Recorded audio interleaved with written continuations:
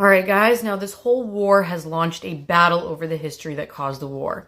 It's worth understanding the intellectual conflict because it's likely going to help shed some light on the actual end conflict. At the center of this debate is the question of NATO expansion out east. Now, as you guys know, some argue that the Western decision to admit several countries from the former Soviet Empire created a very deep and lasting resentment in Moscow. Many argued that as NATO admitted Poland, Hungary, Slovakia, and the Czech Republic, it should have also begun some negotiations with Russia to ensure that any further expansion was part of a stable security arrangement that took Russia's concerns into account.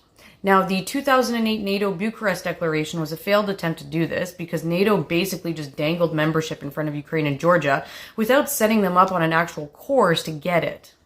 However, that was enough to enrage Putin, but not enough to actually protect these two countries. Sometimes you honestly have to ask yourself, what would Europe even look like without NATO expansion? The reality is this. The vast majority of these countries that were part of the Soviet sphere and many that were in the Soviet Union themselves were actually traumatized by that experience. It was such a great trauma that even having been defeated at war would have been less. These countries from Bulgaria and Hungary to Ukraine and Georgia had their entire military, political, economic, and cultural lives dominated by Russia for decades. The people of these countries were desperate to free themselves. NATO membership was wanted by the people so they could finally have a moment of peace, not having to live in fear every single day.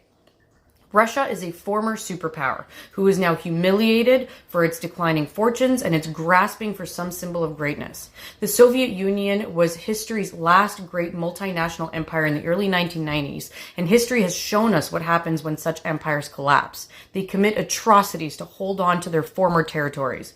Putin describes Ukraine as inseparable from Russia in the same way that France described Algeria in the 1950s. However, there was one big problem then, and there's one big problem now.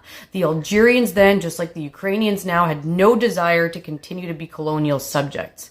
The resistance from the people themselves is the most important piece of this narrative, and one that we sometimes neglect because we get so wrapped up in the politics. The people of the former Soviet Empire have clearly wanted a political, military, economic, and cultural association with the West, and they're willing to fight for it.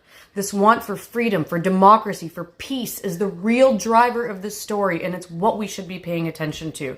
The passion of the people of Ukraine will win this war, not the politicians. Slava Ukraine.